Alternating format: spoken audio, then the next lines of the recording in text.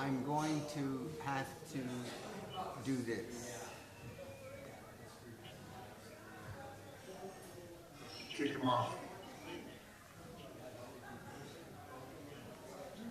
Yes, Did Bonnie go away, or did you kick them off? I removed them. I removed them. Okay. Okay, we're getting people now. I think, can people help to reorganize this? I think. Hello, Rabbi. Yes. Hi, how are you? Sit like this and watch the virtual presentation. I have a friend I who don't know if visited it matters, with but a therapist. the sooner we can hear it. It's time. I ran on my computer. Well, that's what I mean, they have to be. Keep the computer on, but go back to that. So, So, we're ready. can we bring in one or two tables here? Set people around them.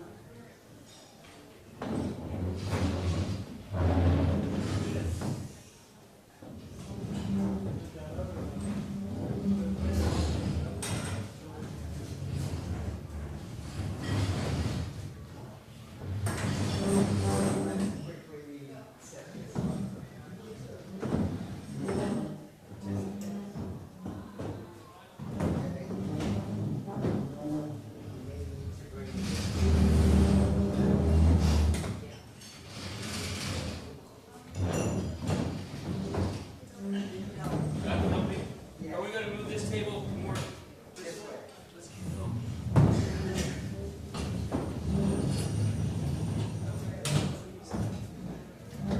To get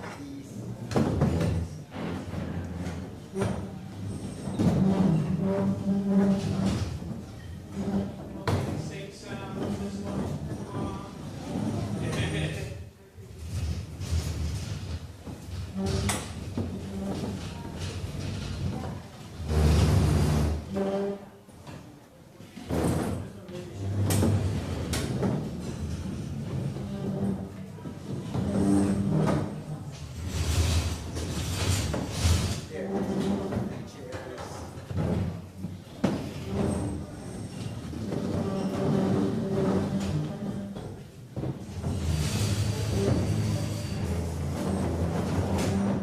Okay, I think we've got enough.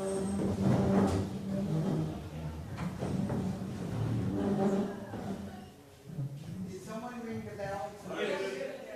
Okay.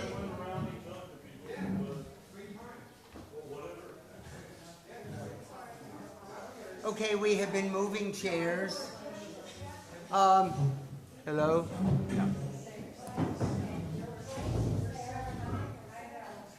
Now you said you do not need a screen or anything.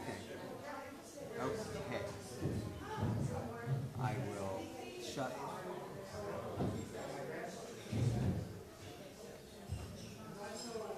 Well, actually, we do need.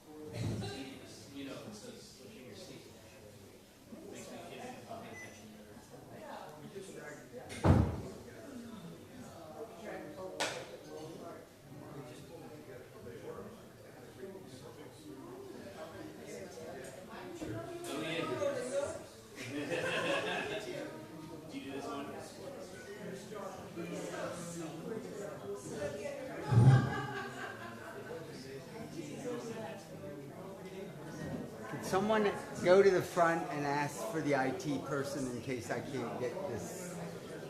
Just, yeah, would you mind? Just go and tell them to ask the IT person to get here if I can't figure out how this usually works.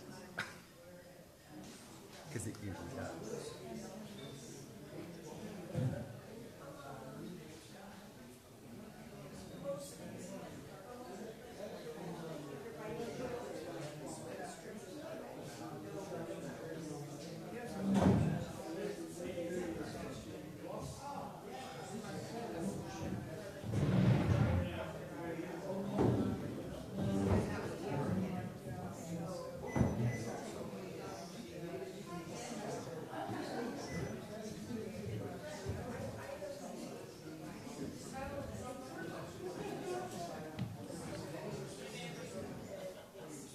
Okay.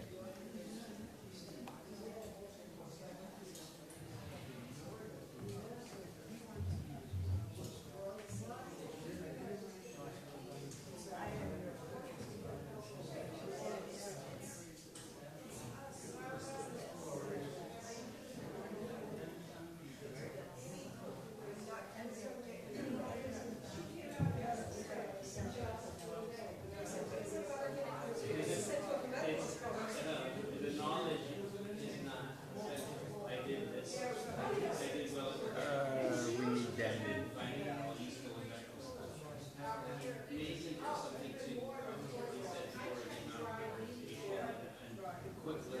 Hold on, I'm having trouble.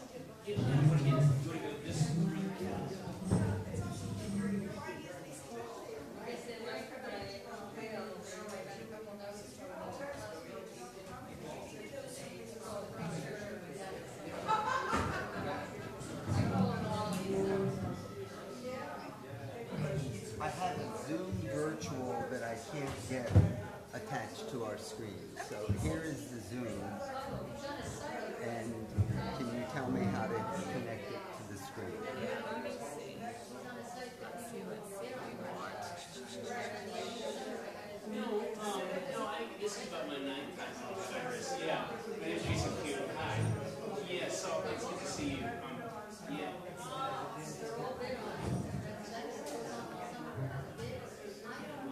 Came first in 1998. I'm trying to figure out. Or can you just put on two and see what happens? Moved to New York after college and Yeah. place called Star Island. Came here from Ursula. Do you have to press apply?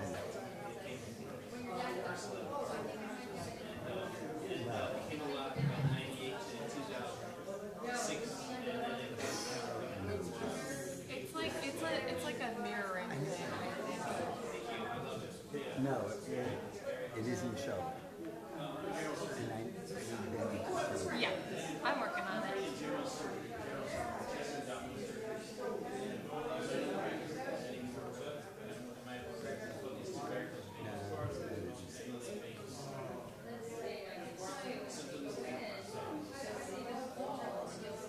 I made a note, you can do it from here, or you can do it without it. I had a little mini reference, like a 2 week one. Yeah, it's very similar. It's not showing anything we're doing here. Right, exactly, precisely. Go back up. It's a Click 95. two and then apply. Yeah, Does that show it? back in general surgery days, and it was great. It still doesn't. I don't know what that's showing. Yeah, you had to pay off my bills, and I paid off I was like, I don't need to make much millions. Not really, no. Keep these display settings. You want to reset? Okay, something just Because shifted. that showed. Something just shifted. I could, in theory, do that. There, you've got it. Keep changes. Here, up there. Like hernia repairs. There. Great. And so then if you go I'm into. gonna, let me open them. Okay. Fine.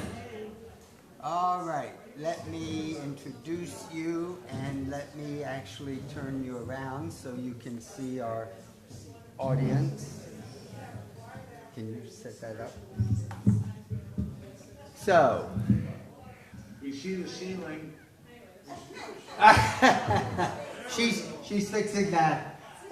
So we're here after dinner. Can you see people waving at all? Okay, there's who we're speaking to. I want to introduce Harriet Rosetto and Rabbi Mark Borowitz, who I met only, I don't know, 6 or 8 months ago at our local Unitarian church. Harriet gave a presentation and I said, we want you at our conference. And unfortunately, just at the last minute in the last couple weeks, they weren't able to make it in person, but we still want their presence.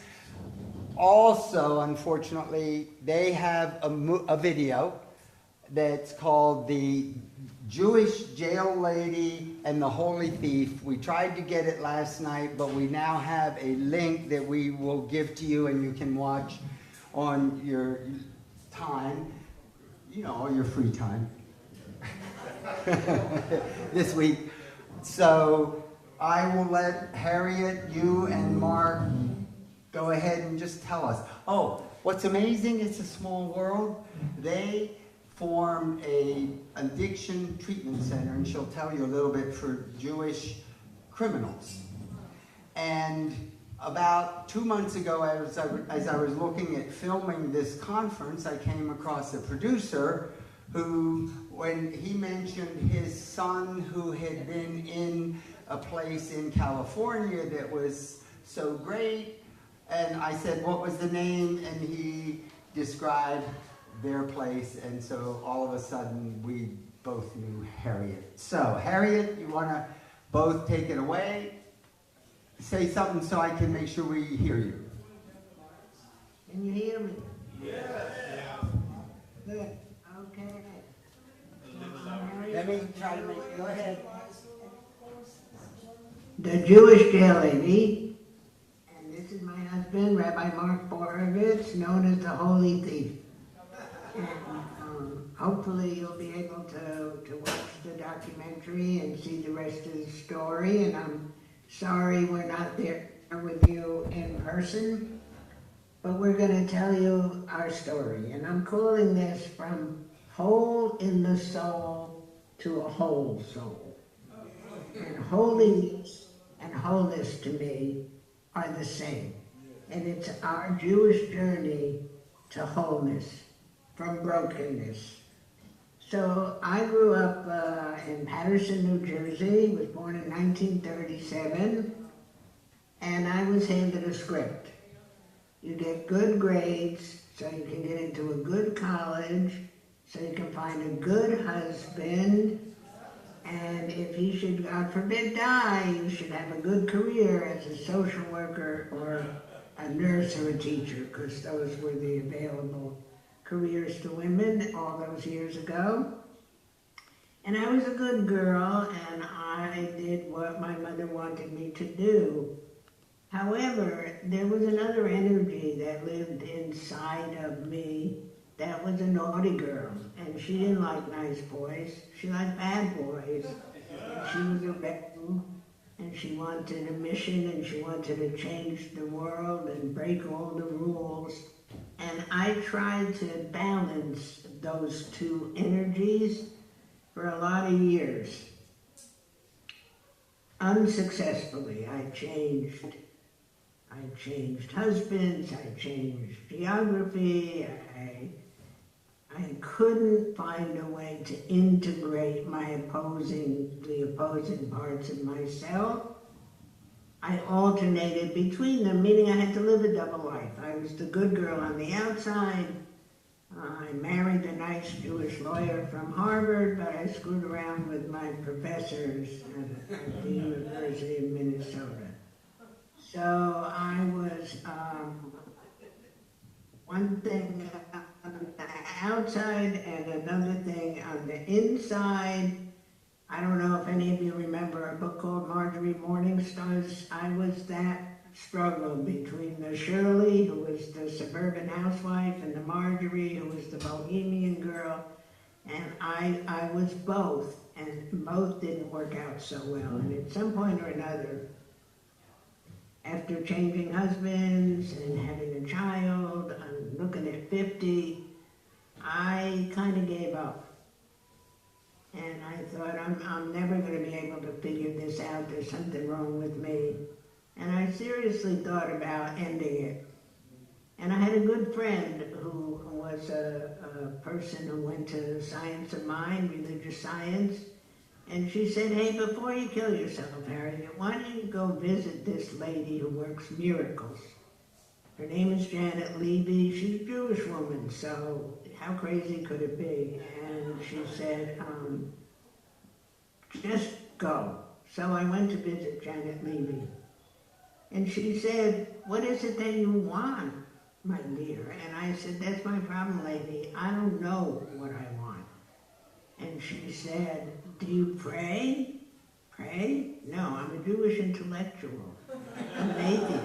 I don't pray. And she said, I'm going to pray for you. She said, Father of the universe, take this woman by the hand and guide her to her rightful work. She knows she wants to make a difference in the world, and she doesn't know what it is. She said, now you just pay attention. So that felt a little hokey, but I was pretty desperate. I was about to be unemployed. I was about to be homeless. My one child had gone off to college. And something in me said, all right, open the classifieds and pay attention. And I opened the classified of the LA Times, and there it was. The smallest ad on the page. It said, person of Jewish background and culture to work with Jewish criminal offenders. Now, ladies and gentlemen, if you're a nice Jewish girl who likes bad boys and you pray for a miracle, and you see that to work with Jewish criminal offenders, do you call that a coincidence or a miracle? And I decided not to call it a coincidence. And that was the beginning of a journey, of a change of consciousness, that there may not be just a random universe where life is hard and then you die, which is what I had thought up until that point, but there may be some divine intelligence at work. It took me a number of years before I could call that God, but I did call it divine intelligence. And I felt it as a calling to go visit Jewish men and women in jails and prisons. And they weren't criminals. Well, they did criminal. They did bad shit, okay? But they were people like you and me, and I really liked these people. They had good intentions, and they did terrible things, and they were split in half. They were all good or all bad. And it was if they had no spiritual corpus callosum unifying their parts. And I recognized that condition. That was me. The only difference was, on the outside, they had their bad boy, and they were hiding the good boy inside. I had my good girl on the outside, and I was hiding my bad girl. So I thought, if I'm going to help these people, I'm going to have to heal myself first. I'm going to have to find my own wholeness in order to be able to reflect wholeness back to the people that I was seeing. And I began to read and to look. Most of them were addicts of one kind or another, addicted to something or someone, compulsive gamblers, drug addicts. And I didn't know very much about addiction, and I didn't know very much about Judaism, and I knew a little bit about psychology because I do have a master's in social work. And I started reading, and my path my journey is a composite, really, of AA, Jungian psychology, and some Jewish teachings that changed my life. And Mark's the rabbi, and he will go deeper into that. But I found a teaching when I first started that I want to read to you, because it defines my mission. A great rabbi's disciples asked him, how could he so readily understand the problems of gamblers and thieves and other troubled men and women who came from the darker places of life? And the rabbi explained, when they come, I listen hard to them. I look deep into their eyes and I discover that their weaknesses are reflections of my own. It is not that I have done what they have done, but I sense within me their lusts, desires, weaknesses, and temptations. I find in them myself. Once there was a man who came to me with confessions of his transgressions, and though I had in common with him, there was nothing of his sins that were in me, and then I knew the truth. I must be hiding something within myself, of which I was not fully conscious. And this wisdom defined my wisdom as I began to find my own sense of wholeness, to integrate my parts, not alternate between them, which I now define as moving from an either-or paradigm to a both-and, which for years I had said, which is the real me? And then I got it, they're both the real me. The parts of us are divided, and the wholeness is putting together those parts, learning to embrace the shadow. And what happened was I began to see that when people got out of jail, they would say, I hate this place, I'm never going to do this again. I'm going to get help. And within 30, 60, 90 days, they were back in jail because it was nowhere for them when they came out. And they let you out of jail, if you came in the summer and it's now winter, they give you your tank top and $25 and they say, see ya, we know you'll be back.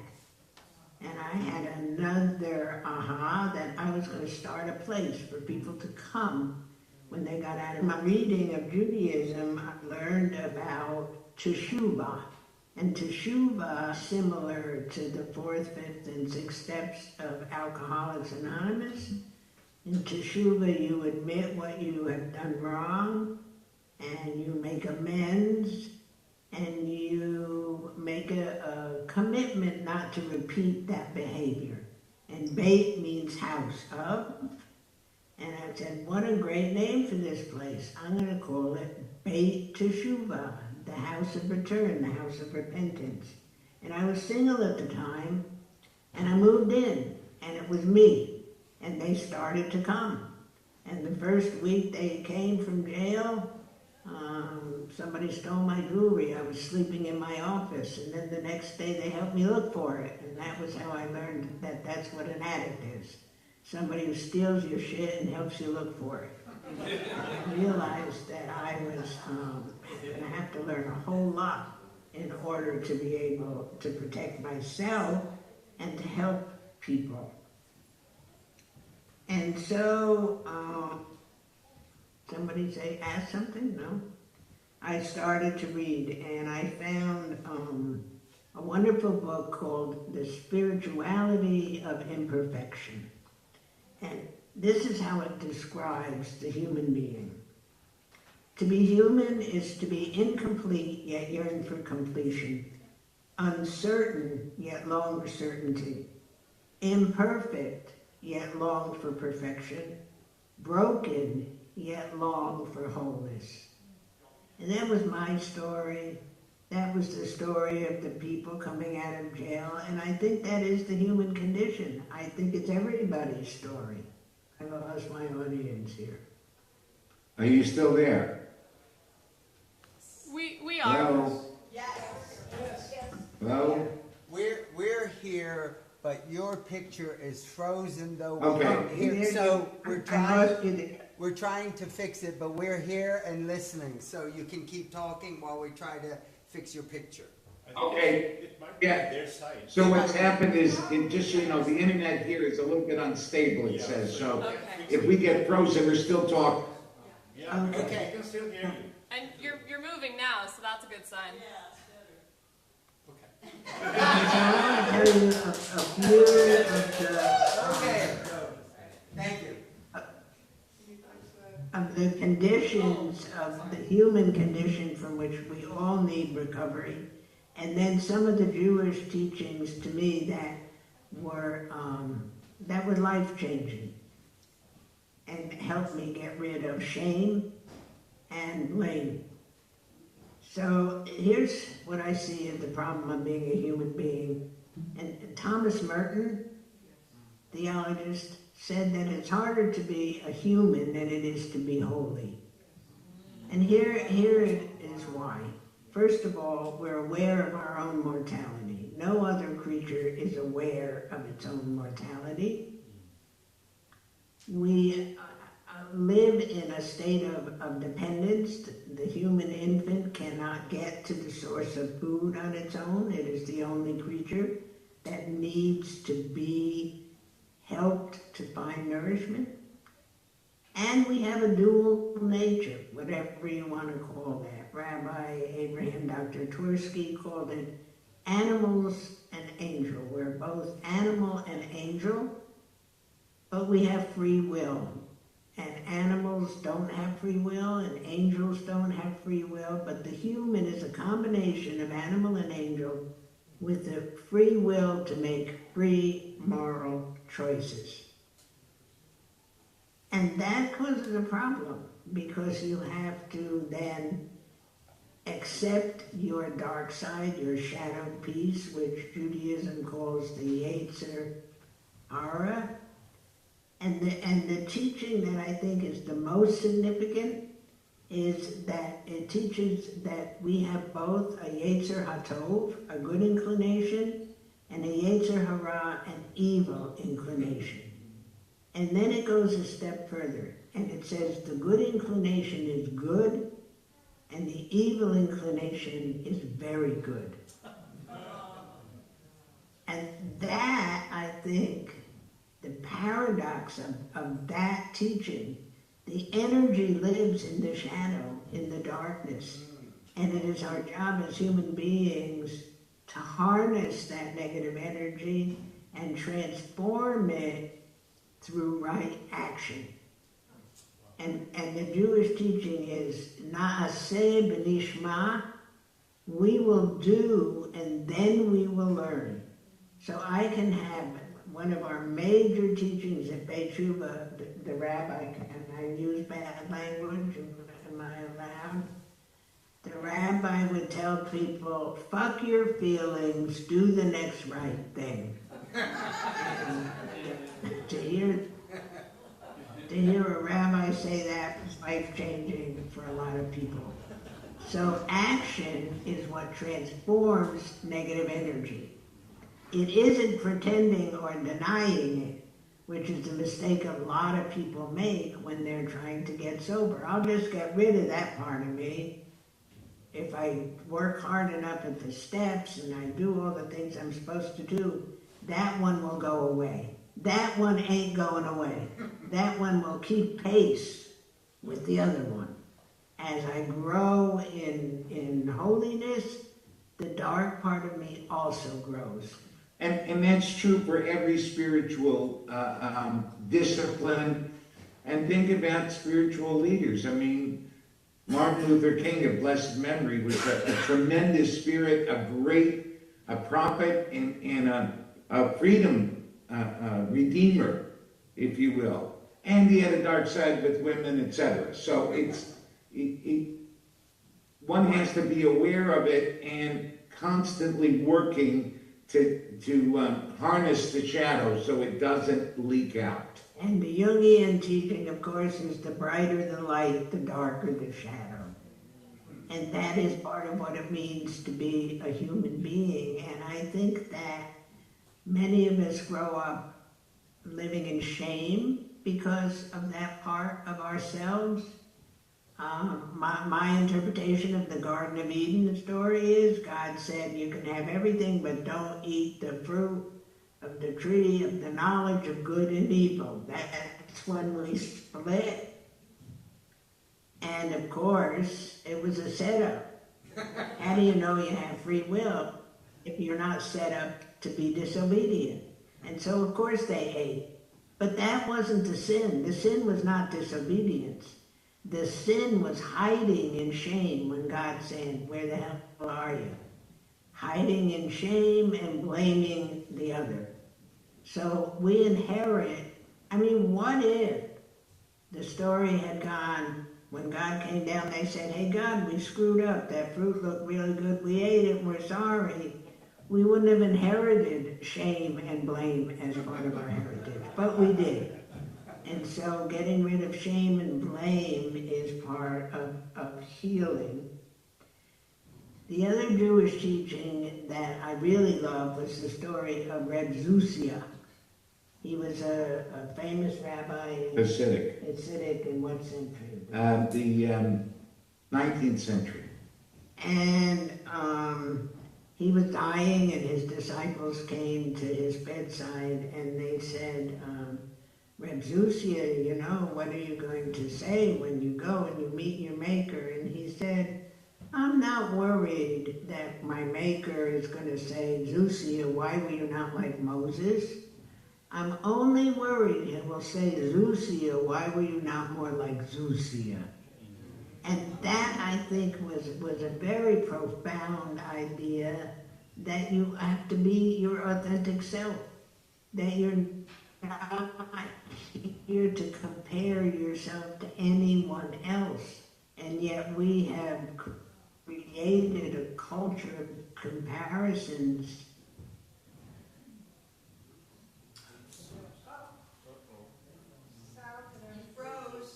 Where people judge themselves in comparison to other people, who's more and who's prettier and who's thinner. Bros? Can you hear us? Yes. Now we can. Wait. Yes, can you hear us? Hello? Can you hear You us? guys too. They're frozen. Yes. Can you hear us? Yes. Good. Go. Keep talking. Yeah. Okay. So you got the Reb Zusia story? Yes. The method is, we don't have to be perfect. Embrace imperfection. Be who you are. Do the next right thing. Action precedes motivation. I think that was a very important lesson for me and for the people we were working with. They were waiting to be motivated. You take the action and then the motivation follows. Action is the bridge to recovery. So the other teaching that was part of the wholeness is that everybody should carry with them 2 pieces of paper in their pocket. And one should say, for my sake the world was created, and the other should say, I am but dust and ashes. And those are the extremes. And when you're feeling grandiose, you take out the I am but dust and ashes. And when you're feeling like nothing, you take out the for my sake was the world created. And we will alternate between those extremes. And the challenge is to integrate. So the takeaway here is to shift from being an either or to a both and. And that is recovery. and to accept human perfection and to make your bed because that's maintenance. And it all boils down to maintenance. Do the next right thing every day, in every moment, and you never get there because there is no there. Right. Yeah. So, I did time in prison. That's where I met Harriet. Oh yeah, that's the love story part. I found my Jewish bad boy, and now he's a rabbi. How do you like that for God's sense of humor? Harriet, can you spend a couple minutes, since they haven't seen the film, as to how the two of you loved each other from day one? Well, it wasn't day one. So I met Harriet in prison. We asked her to come because she had opened up a tshuva, and we wanted to talk to her about what convicts needed. We were kind and we were nice and we were asking questions and we were offering some suggestions. And she was a stuck-up bitch. She was a snob and looked at me like I was lower than dog do. So The real story is, oh yeah. and he was the rabbi's inmate clerk, and I came on a mission of mercy, and he called me a bleeding Heart liberal. bleeding heart liberal. Never happened. Okay, that's the story. We hated each other. And so I got out of prison and I needed a job, and nobody would hire a salesman with my record. So she had told me, if you're so smart, then you can come help me, and I did. I showed up, I said, here I am, and I went to work there, and that then blossomed into a love story, and 35 years later, we're still together. So I guess it's going to work out. Thank you. And Mark was ordained. And I was ordained in 2000. I've held every job at Beit Tshuva except founder, because that's her job, her title.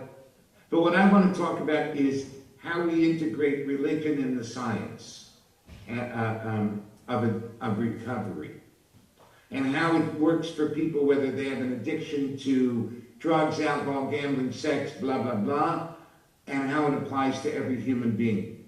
So we start with the Jewish calendar. Spring, it's spring, it's spring, it's spring. Oh my God, springtime comes, it's rejuvenation. It's also the first month of the Jewish year. Even though we have Rosh Hashanah, which is the head of the year, spring, Nisan, the month of Nisan in Hebrew, is the first month of the Jewish year because that's the month we got out of slavery. It's the exodus from Egypt. So in spring, we can leave that narrow place that winter gives us, the narrow place that where we see no vegetation, we see no flowers, that nothing's blooming, that everything is covered, including our souls, including ourselves. So we can experience the first promise that God gives to the people. And it wasn't just Jews that left Egypt, it was everybody who was a slave that wanted to leave, just so you know. And what happened was, God said, I am going to bring you out from under the harsh labors of the Egyptians. Who are the Egyptians? They're people who live in narrow spaces. And in order to feel okay, they have to have an enemy to dominate. They have to point to somebody so that they can dominate an enemy and get everybody else to agree with them. And that's the only thing that makes them okay. So Egypt, for us, is any place where we feel squeezed, trapped. And Addiction is Egypt. right. So this is the month of liberation. That first month, we're getting out. And we got to get out quick. We can't pack a lot. We can't carry a lot. We can't even let the bread rise. And the reason that we don't let the bread rise, that we eat the unleavened matzah that tastes like cardboard, is because we have to get back to basics, and we have to, it's the letting go of the puffed up parts of our ego. So we don't lose our ego, because ego is God-given. We don't want to lose it. We just want to get it right-sized. And that's what the beginning is. Okay, we're liberated from the lies we've told ourselves. We're liberated from the way of being willfully blind, oblivious to what's going on. And it's a new beginning. 50 days later, which we celebrated the 1st of June this year, is the holiday of Shavuot. It's called Weeks, the Festival of Weeks. It's a harvest festival. It's also the time that we were at Mount Sinai and received the Torah. This is the second experience, the experience of the second promise, okay, and the third promise. The second promise is that we will be redeemed or saved from the inner slavery. Because what happens when we become a slave to something, when money, property, prestige, when looking good, when any of those things, okay, the script that Elliott talked about, when that becomes our raison d'etre and the way we are, we become a slave to that inside. And no matter how much we're freed, as we saw during the Civil War when the slaves were freed, and they stayed on the plantation because they didn't know what else to do, because inside they were still slaves. At Mount Sinai, we lead and redeemed from that, and we take God as God, and God takes us as people. And we get the 10 sayings. Okay? The 10 sayings. So I want to just go through them. The first is the commitment not to enslave anyone else and to surrender to our inner truth. The second is to not make false images of the source of creation, and more importantly, not make a false image of ourselves. In other words, to be authentically who we are. The third is to not conjure up evil portions and do God will punish you and all that other bullshit. And to not make a false image of ourselves. Be authentically who we are. The fourth is always take a breath. Remember and guard our inner lives so we keep them rich and in the forefront of our living. The fifth is to honor the wisdom that's within us from the generations, the epigenetics of our existence. The sixth is do not murder our souls nor anyone else's. The seventh is don't prostitute ourselves, don't whore ourselves, nor make someone else into a whore so that they please us. Don't steal from ourselves or anyone else, is number 8. Number 9 is don't lie about yourself nor anyone else. And 10 is don't want what someone else has. Want and rejoice in what you have. And following that, we go into the High Holy Days. Rosh Hashanah, the head of the year. We celebrate the birthday of creation. Oh my God, we're alive. Isn't that wonderful? And then, 10 days later, we're not fully in the new year yet until 10 days later, which is Yom Kippur, that Day of Atonement or Day of At-One-ment, where we really do our inventory and we make amends for the errors, for the harms we've brought to people. Make amends to ourselves for the harms we've done to ourselves. And we figure out a way not to return to the same old shit. Let me just add something. Why don't you add something, Elliott? It was really important that we were able to integrate this way of looking at Judaism with AA and the 12 steps, because a lot of Jewish people mistakenly believed, because AA met in churches and talked about God, that it was Christian and that Jews could not participate in recovery program. And AA and Judaism are totally aligned. Rabbi Twersky wrote an article called The 12 Steps in Judaism, teach it. He created the spiritual program at Beit Shuvah, so we had the recovery program and the synagogue in one building. And we integrated Judaism, 12 steps, and psychotherapy. That was our model. Right, and I could go on, but I'm looking at the time. So I want to finish with the biblical characters, because when you read the Bible, you have to be in it. You have to immerse yourself in it. And we all have within us Abraham, who was curious, who broke the idols, who knew that idolatry was bullshit and sought for something else. We have within us Isaac, who was gentle. And he was so gentle and sensitive, he's the only one of the patriarchs who prayed for his wife to have a child. And we have Jacob, who I sort of identify with, because he was a heel, he was a liar, a cheat, a thief, and he had a wrestling match with his own inner life, his own demons, and that, only after that, was he named Israel. Only after that was he named a wrestler with God and humans. And that is our challenge, not just as Jews, but as human beings, to wrestle with God, to wrestle with each other, and to wrestle with our own inner life. And then we have Joseph, the part of us that not only dreams, but sees the truth of our dreams and finds ways to make them happen. Judah, who I really love, because he's a mud wrestler. He does everything wrong and gets King David as his descendant.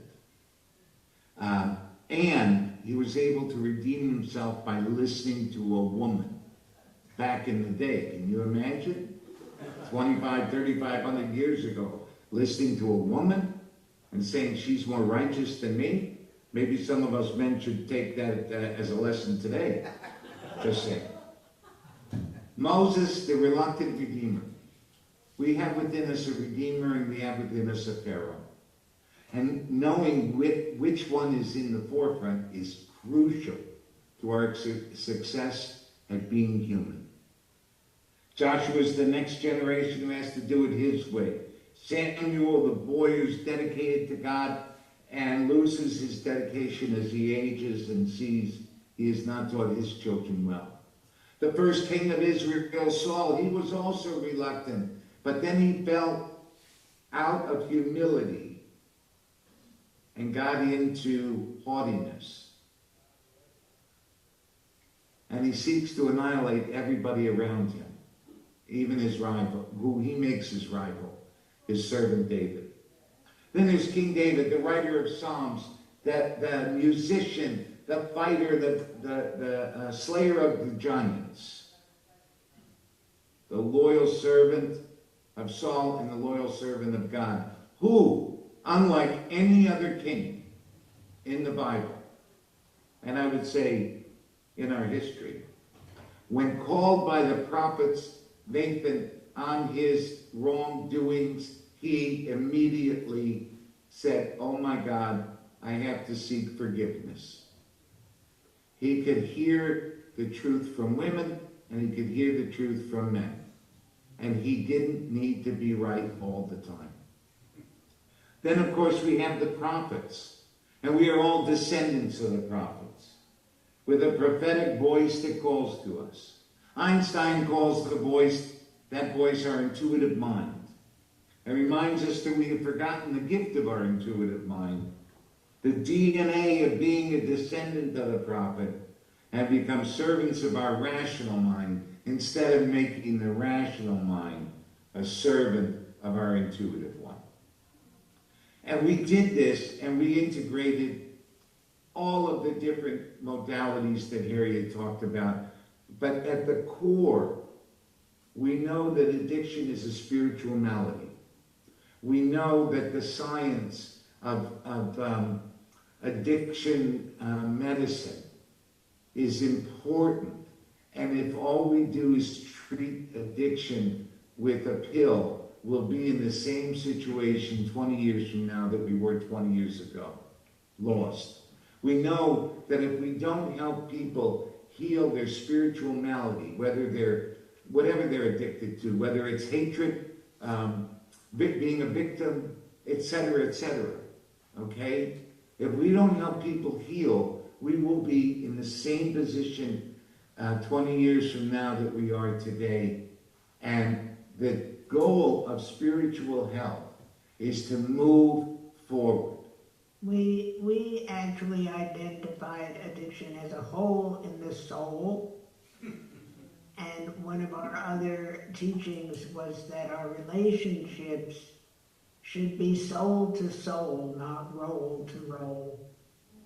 That was an important teaching. Do you all have any questions? We were told we should leave some time for questions, Or so comments? or comments or whatever. It's a lot of stuff. Thank you.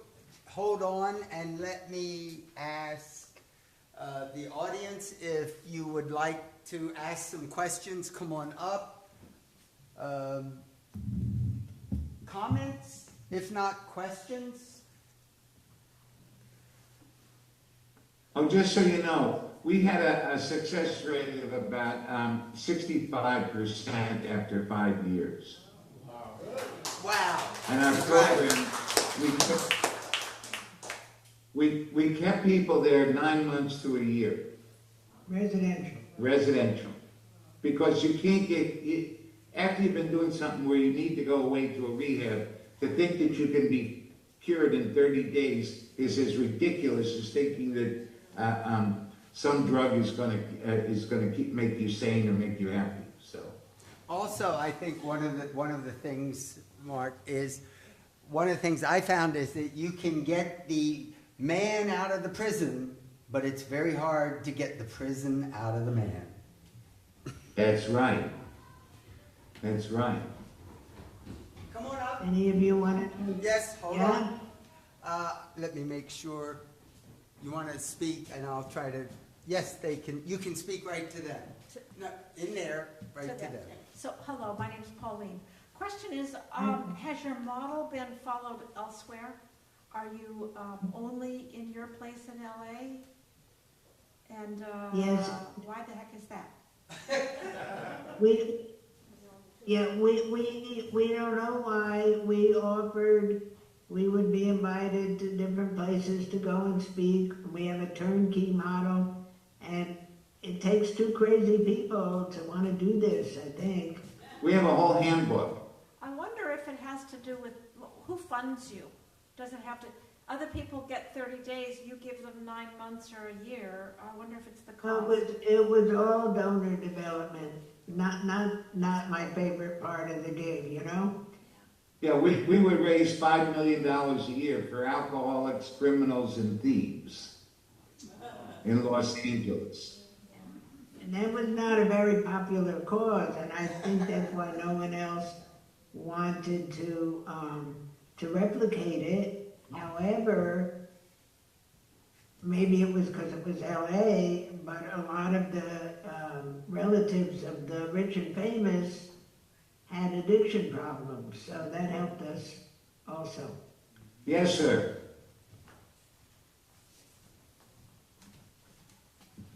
Do you believe, this is Edmund Robinson, do you believe in evil as a force in the world?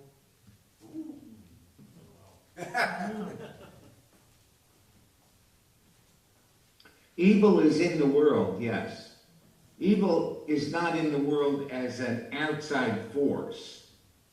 Evil comes from within us. Humans, as soon as we stop being horrified by horror, as soon as we stop, so 36 times in the first 5 books of the Bible, it says, love the stranger, care for the poor, feed the needy, and love your neighbor.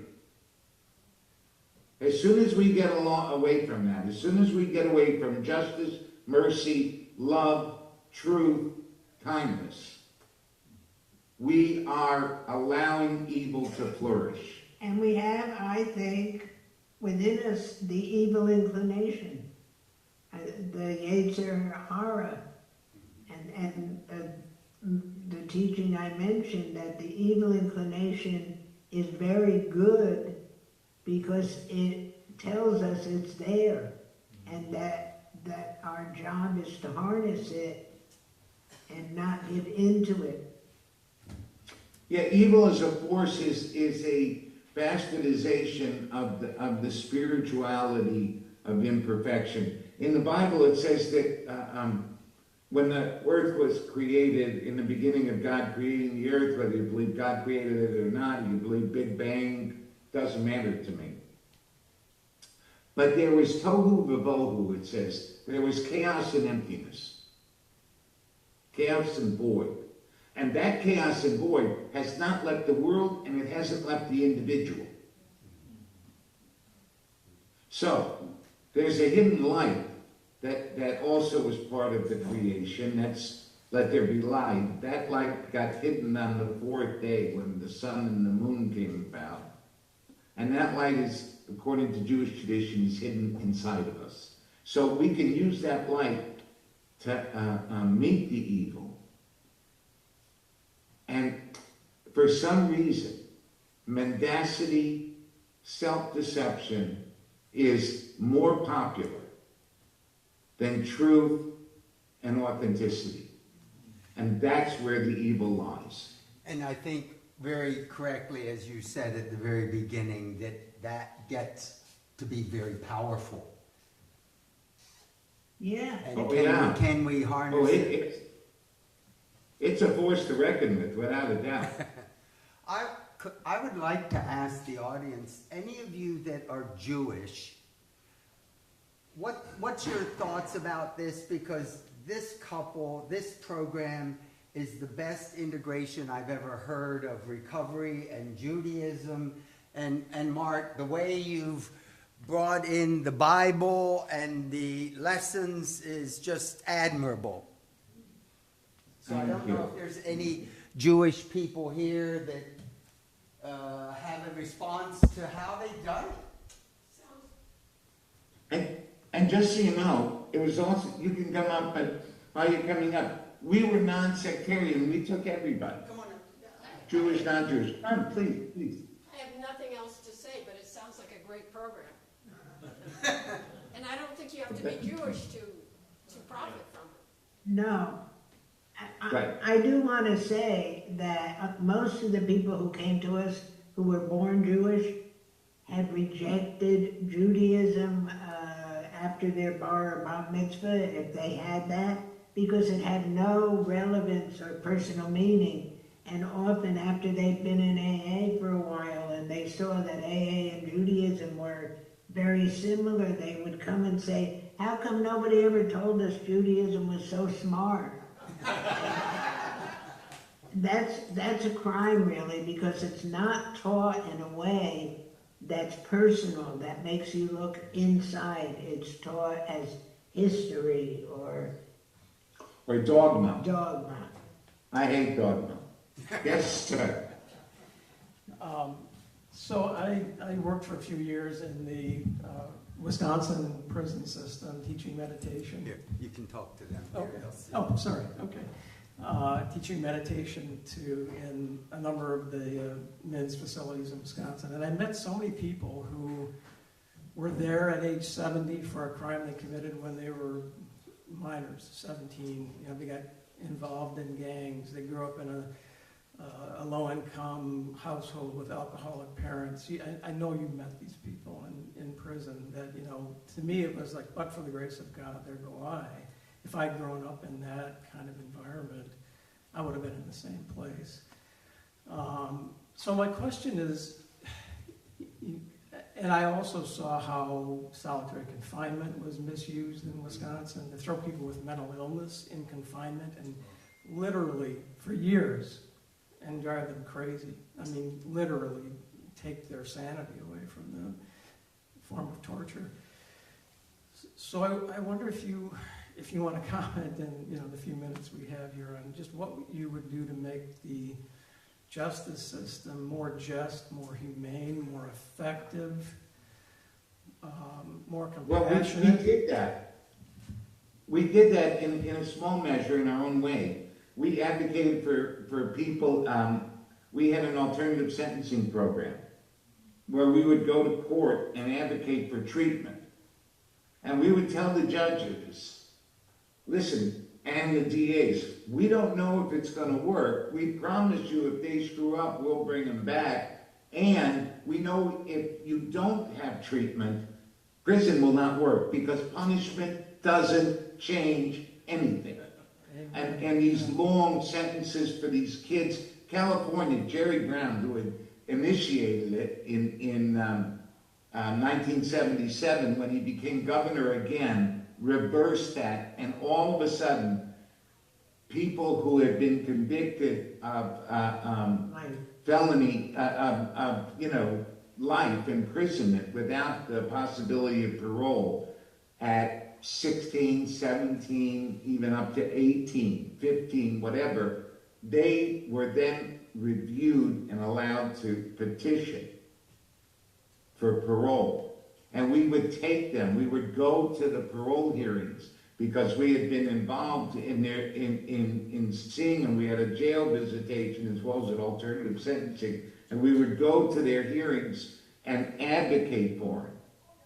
And that's what's needed, is people in prison need the volunteers that are going to help them with their spiritual life. The program that never grew, that I think is really the answer, is restorative justice. Right. Where offenders are brought together for healing. But that doesn't satisfy the need for vengeance and punishment that our society demands. Yeah, the Mennonites did it. Yeah, a lot of people are calling our justice system now the new Jim Crow. Right, yes, absolutely. Yes, good work, thank you. So thank you.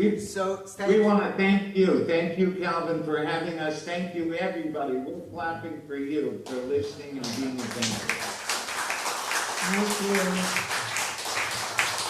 you. Goodbye. Take care. Bless you both. Bye. God bless.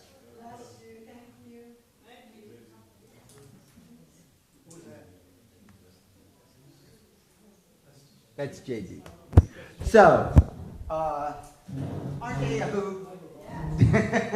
And they're even more profound when they're in person. I love his fingernail polish. They're so funny, too. And that's him. That's him naturally. And he's evidently been like that for many. The what? Yes. It probably has some meaning. I don't know what. Was it that finger? The middle one. There's probably a reason. So, I think they're wonderful. I'm sorry they couldn't be here this week. So, why don't we take about a 5-minute break because we need to move some tables out. We're going to have the shaman's journey here. We're not going to be able to sage and welcome them in because we just can't because of the sensitivity of the fire alarms. It can't be done. So, but we will bring them in. We are getting yoga mats that should have been delivered. They're not here? Well, we should have about 30 or 40. So there are mats. We will be. Yes, who will stay? I'll get more, maybe after the, how many are, what is that? 1, 2, 3, 4, steady. 5, That's it? 6. Oh, so it'll be a small group, so we have enough mats.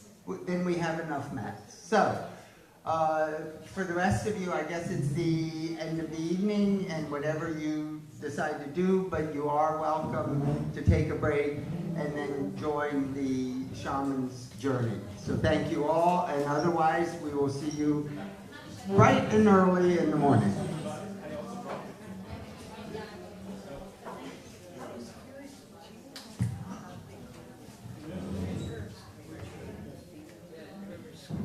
Absolutely. They do. They have it at the house? No. No. But they will reach out to involve the family. Yes, they're very. It's going to stay here. And any other support network that they identify so that when they need they've got support, they've got a community. They know that family and some other support and community support. And that's why they've been so successful.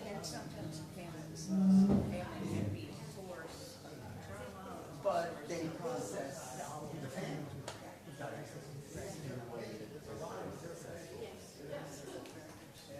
Is this one? Is your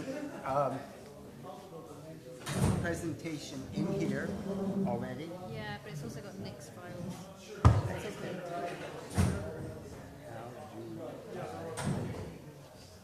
So.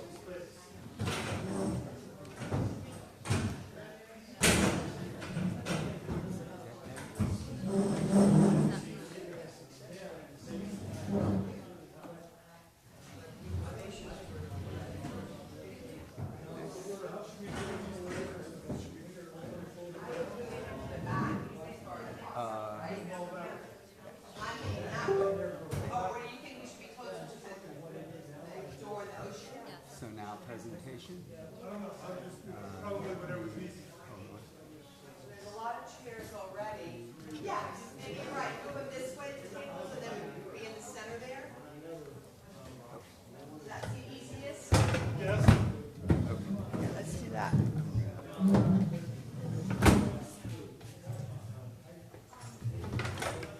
Pull your presentation onto the desktop.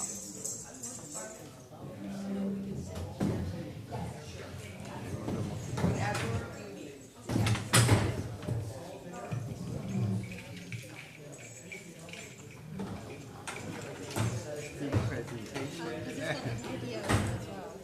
That video. Oh, that's in this. So there's more than one element. And then we use the in space this in the middle. folder. Yeah. I'm thinking this way, Let's and then see the what chairs that way, gets just use on the space in the middle. the desktop. So what's here really is two. Now, do you want them separated?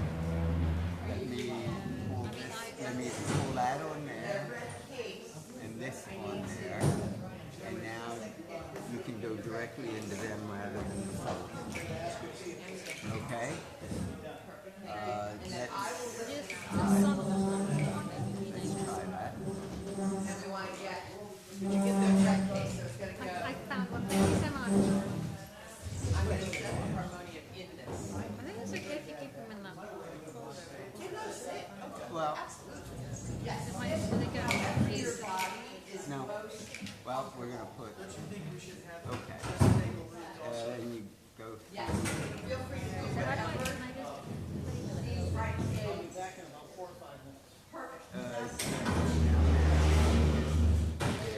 You get to see the slide before. and then do you think if that's my notes? What's the best way? Wait to put the microphone up. You can hold it. You don't like to hold it. You could, we can put lights on here so you can see the notes better. Right now the lights are off, so we can, Maybe if I could do this, and then will I be able to do but both? we may need to move that so that it's close and they actually hear you through that. And let me make sure that you're, now, media player or whatever. Yes? thank you. So just put yoga mats for the chairs. Right? Good, that was simple, straightforward. Yeah, that We're good to go, okay? does this work? Do you think? Yes, if it works for you, and let me turn on the light. Hold But on. I'm just thinking, You will can't, I be just able be to? careful. I would just line them up. Or you'll rip out. Will this work here? We can pull it that close. Can you And hear me? there, it's on, you can try it. Hello? So there's your, this is, you can see your notes. I think so. This maybe this could be moved up a bit, right? What? Maybe if I move this up a bit. What?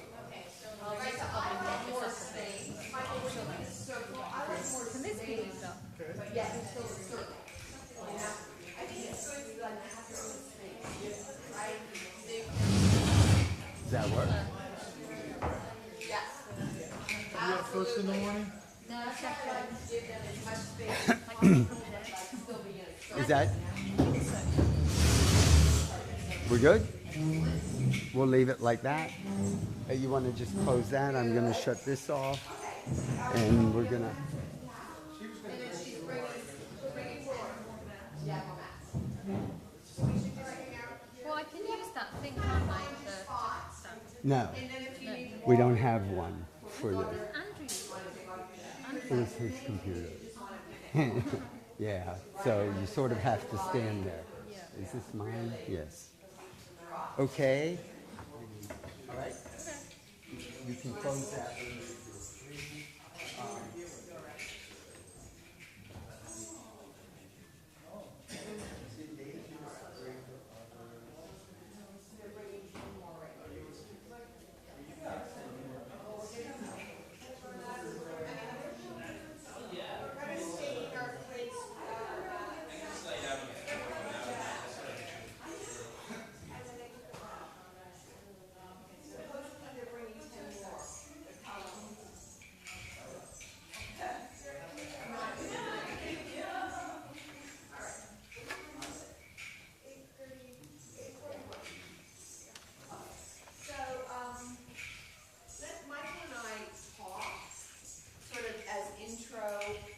while they're bringing, and you can sit, you can stand, you can move around. So Michael and I will be co-facilitating together, which I love doing, co-facilitation, especially masculine and feminine energies. You know, she, her, I guess, do you identify as he, him? Sometimes when I'm more sarcastic, I say I'm she. Good. Okay, I like that too. Anyhow, the energies that we are in these human bodies, here's more mass, and can often be the sacred union, right, of the energies of the Creator. And so you can just, we'll put these right, thank you so much. Yeah, excellent. So this is a different kind of yoga mat. I don't know if she likes that. It's a thinner. If you want it thicker, you can do 2 mats, right? And yes. The way you would like us to arrange them is largely as a circle. Okay. As you can. Absolutely. Grab what speaks to you. I think that's enough. Is that enough, everybody? Asking, let's just make sure before you go. Yeah. Do you have enough?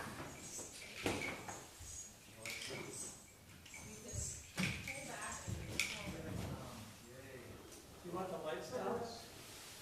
We will. Yes. Probably do it already. Take it in between. I mean, certainly dim a light. Are you okay?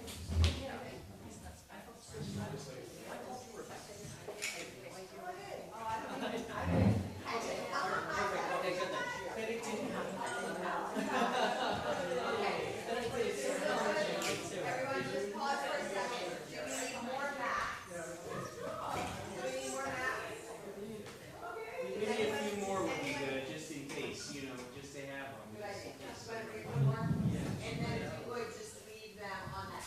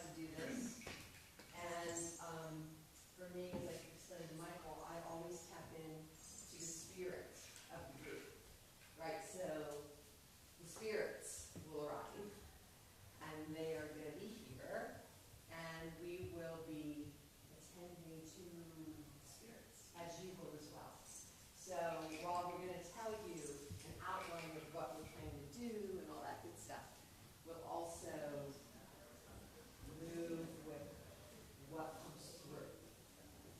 Right, so we are holding circle here together, and the broader circle circles with us. Right, so each of you have your individual circle as we worked on in the practice of pulling in your spirit circle with your soul consciousness. And then the broader circle is also circling with us. So these are turkey feathers, and you may,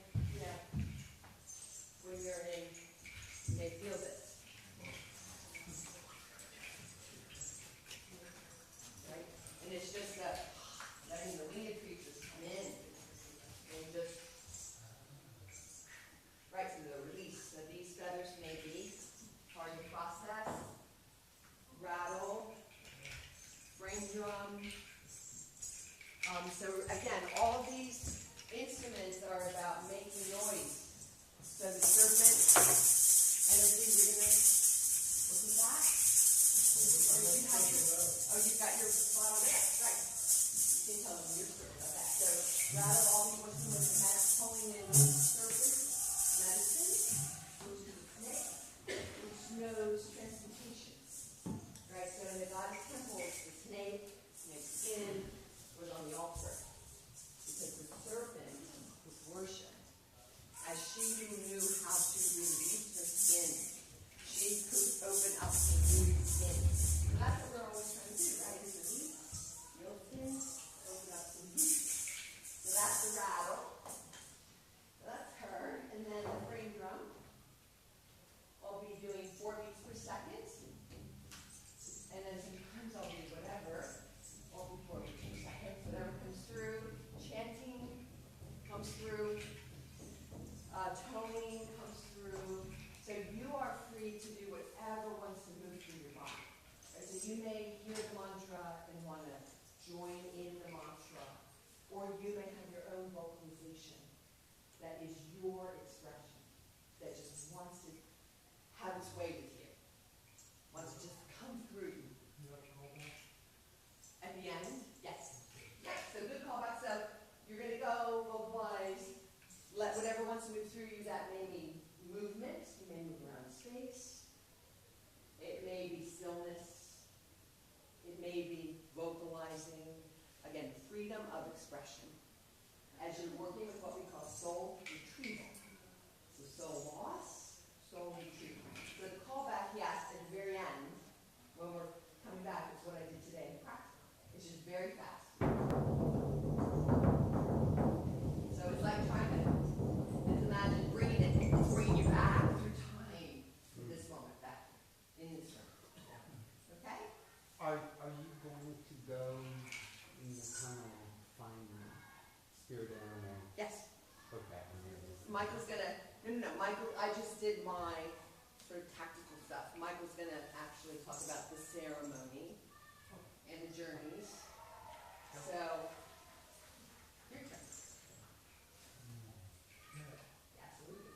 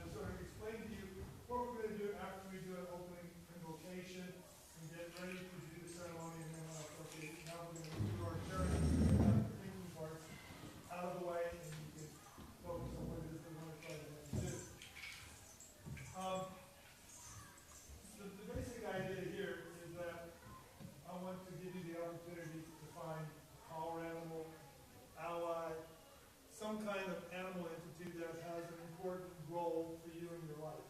And the idea is that we're going to do a journey that's going to give you that opportunity.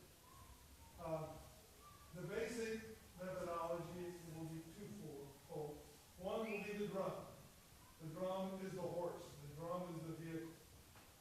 If you forget what you're supposed to do, you're not sure how to get to where you're going, listen to the drum. The drum is what's going to take us to where we need to go. And where are we going to go? Well, within the shamanic traditions, there's a notion that we live in a three-layered world. We live in a middle world, but there's a lower world, and there's an upper world. The shaman was the expert, and particularly in the lower world. The shaman knew how to interact with the animals of the planet. And so what the first thing we're going to try to do in this journey, we're going to have to find a place into the lower world. A rabbit hole, a cave, a spring, a river, any opening into the earth, a hole in a tree. The idea is you're going to let the drum be your horse, your vehicle, to carry you down into the lower world. And you'll have an experience, presumably, of moving through levels. You decide when it's time to stop. And my proposal to you is that when you get to these lower levels, then you're going to have an effort to encounter an animal that has some significance for you.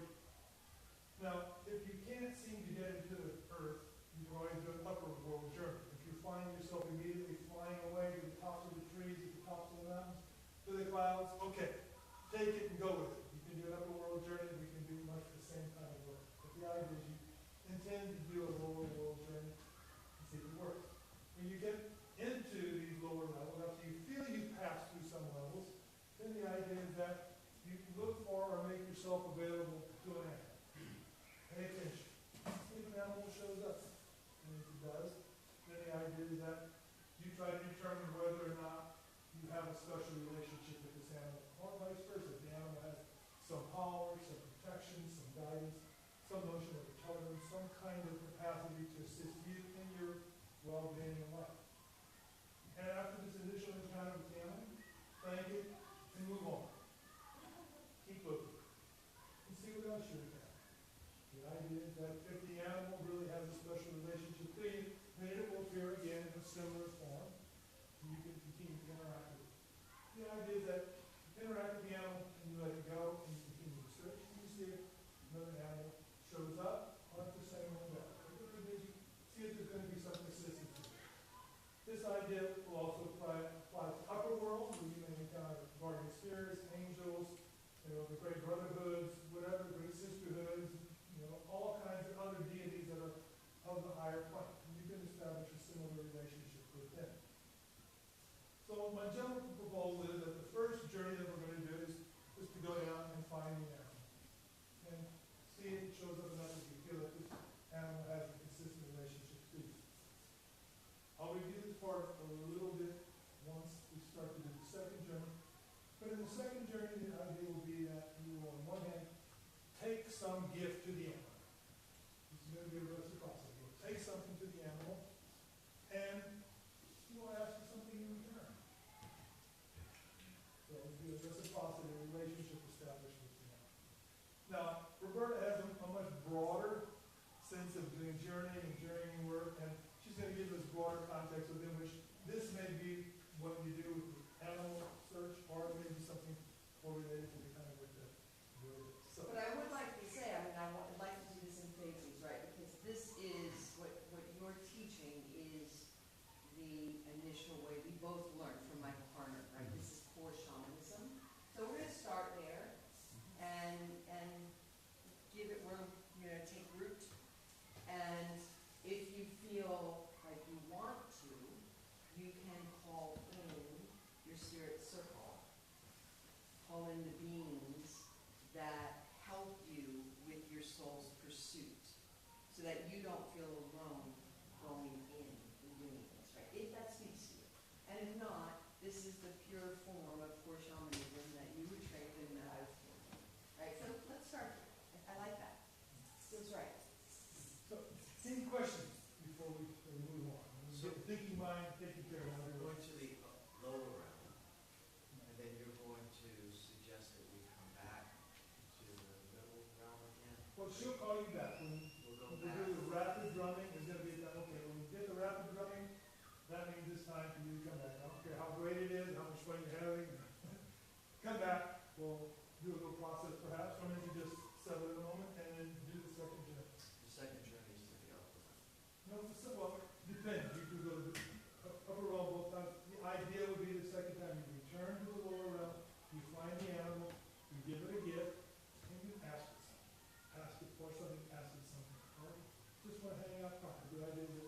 Now, there's a reverse problem. You have given something and you can receive something.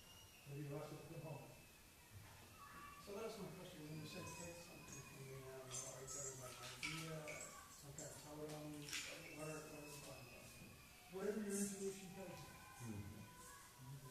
Literally be an image of a physical gift, it could be a spiritual gift, it could be a power It gift. will come through, right? So you're asking good questions, right? And trusting when you're in that shamanic state of consciousness, we call it, that something will come through. And if it doesn't come through, say, I'm asking for something to come through, right? So remember, coming with that intention. So he's speaking about intentionality. So in this first journey, intentionality, finding power in. Perhaps having. It's also important that many people with the initial spirit animal journey do not meet their power animal. And Right, but we don't need to, let's not, No, yeah, that's okay. but Let's not go whatever- there right now. but whatever comes up is what has to come up. Yes, yes, That's what's important. yes. So There's we, no judgment. yeah, exactly, there's no judgment about what occurs. So what's coming through for me, thank you for sharing that. I also don't want to bring that into the space. It's okay. It's okay. Whatever occurs is the first step. And then what I'm feeling intuitively is right. I will call you back, boom, boom, boom, boom, like I did.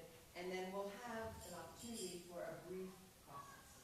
And that will give a sense of where are you. So that's a feedback loop, right, for us to then go into the second journey. Okay.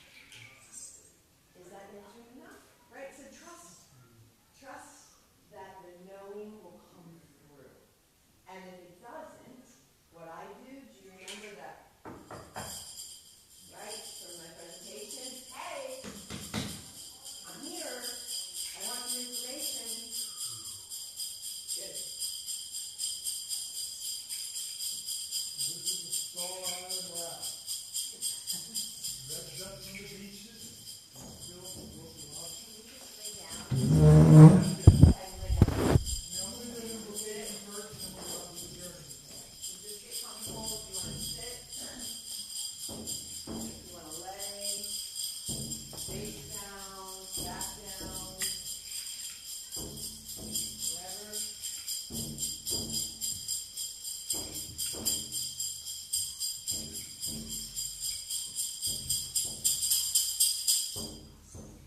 I call upon the spirits of the east, of the rising sun, the dawn of day, the dawn of new beginnings, of enlightenment. I ask the powers of the east to join us here, to illuminate our path, and give us the power to do the work we need to do. Aho.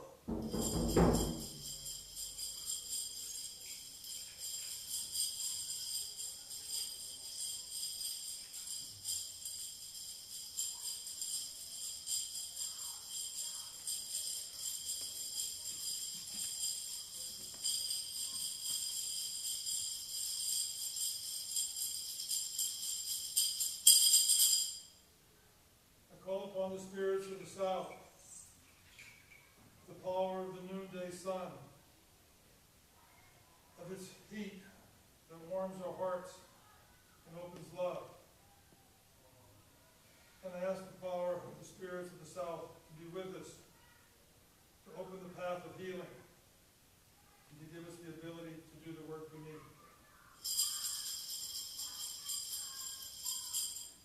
Aho, blessed be.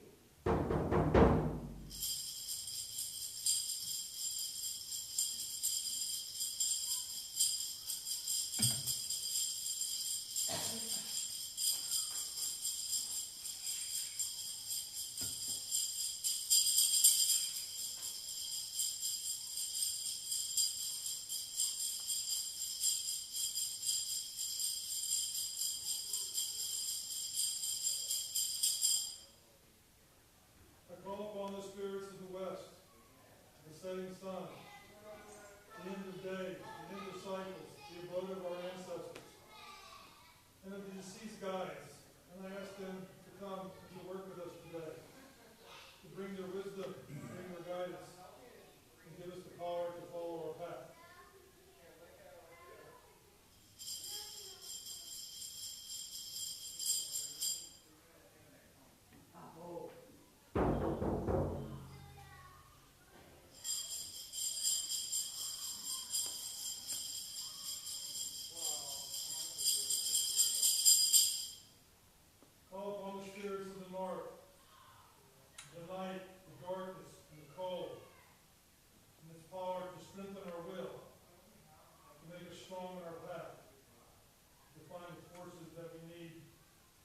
jobs that are in front of us.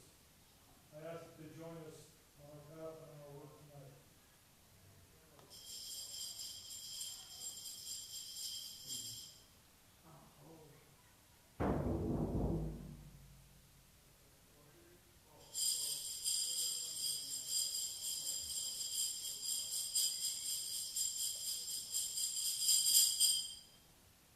Call upon the spirits of the lower world, the animals that live within it, upon it, within the waters, and in the air. I ask those animals that can empower our lives. They give us force, they give us focus, they give us intention, they give us guidance. I ask them to appear tonight, to show us how they can help us, to show us what we can do for them, and to help us learn what we can do with. I ask them to be with us here this evening.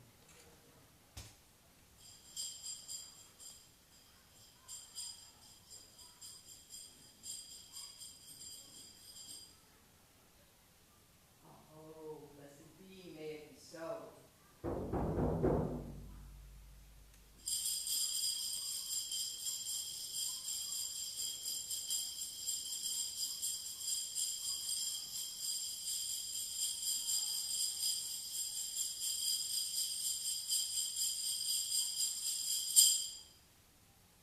I call upon the spirits of the upper world, the celestial beings, the powers, the stars and the planets, the powers of the advanced entities that guide the earth, animals, and the people. I ask these higher beings to look over us, to protect us, and where they need, to join us in our path and our work.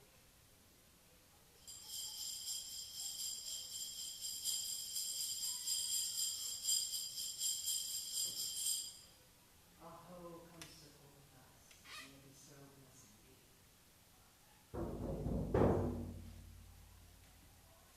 And I call upon the spirits of the middle world, the spirits of this place, the ancestors of the people and the animals that have lived here. I ask for permission to do work for this evening. I ask for the protection while we do work this evening. I ask for their guidance and for their knowledge that the work that we do here will be of benefit to others.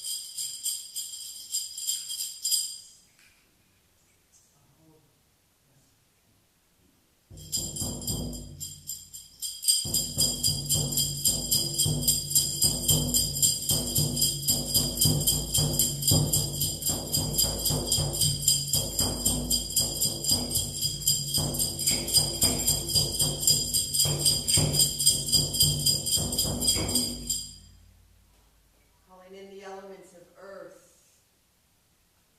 of water,